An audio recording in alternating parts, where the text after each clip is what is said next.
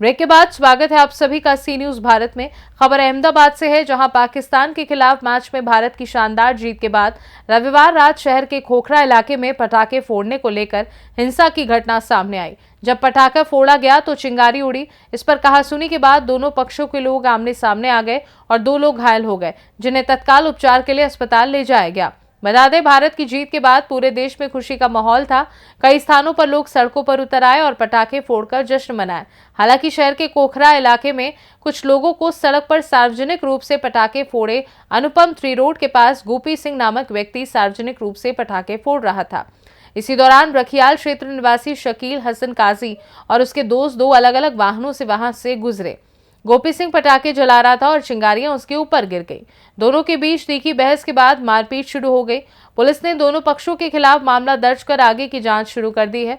Khokhra police ने कुल 7 आरोपियों को गिरफ्तार किया है और इलाके में लगे सीसीटीवी फुटेज के आधार पर आगे की जांच शुरू कर दी है। गई काले रात्रे भारत पाकिस्तानी मैच पत्या बाद જે ખોખરા પોલીસ સ્ટેશન વિસ્તારમાં અનુપમ સિનેમા પાસે જે છબીલદાસની ચાલી છે ત્યાં આગળ કેટલાક લોકો ફટાકડા ફોડતા હતા। એ દરમિયાન ત્યાંથી 2 એક્ટિવા ચાલક યુવકો ત્યાંથી નીકળતા હતા, જેનું નામ છે શકીલ હસન ઉર્ફે શેરા અને શાહરુખ ઇસરાર। એ દરમિયાન જે ગોપીસિંહ શેરગીલ કરીને છે એ રીતે ફટાકડા ફોડતા હતા। એ દરમિયાન તેમાંથી ફટાકડાનો કોઈ તણકલો જે એક્ટિવા ચાલક છે તેને વાગતા એ લોકો ઊભા રહીને ત્યાં આગળ અહીંયા ફટાકડા કેમ ફોડો છો એ બાબતે બોલાચાલી થયેલી હતી। ત્યારબાદ તે લોકો વચ્ચે ત્યાં ઝપાઝપી થયેલી હતી। ત્યારબાદ આ બંને જણા છે ત્યાંથી ભાગીને જતા હતા પોતાનું વ્હીકલ મૂકીને, ને આગળ જઈને એમના જે 2 મિત્રો હતા કે જે એક્ટિવા લઈને અગાઉ આગળ નીકળ્યા હતા તે લોકોને સર્કલ પાસે બોલાવેલા હતા। એ દરમિયાન જે ગોપીસિંહ શેરગીલ તેમજ નિરંજન ચૌહાણ, સૂરજ રાજપૂત અને અન્ય 2 સગીરો એ લોકો તેમજ અન્ય અજાણ્યા માણસો ત્યાં સર્કલ પાસે ગયા હતા, જ્યાં આગળ આ 2 એક્ટિવા ચાલક તેમજ બીજા અજાણ્યા માણસો હાજર હતા।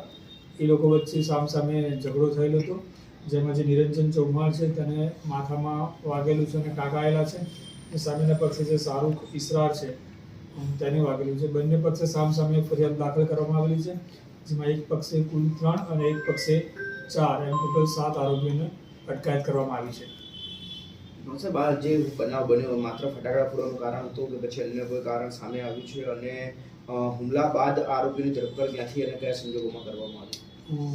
જે સમગ્ર બનાવ જે માત્ર જે રોડ ઉપર ફટાકડા ફોડતા હતા ને ત્યાંથી જે વ્હીકલ પસાર થયું એના કારણે થયું છે। એ સિવાય આ લોકો એકબીજાને ક્યારે ઓળખતા બી નહોતા કે એમને કોઈ એવો પર્સનલ અદાવત પણ ન હતી।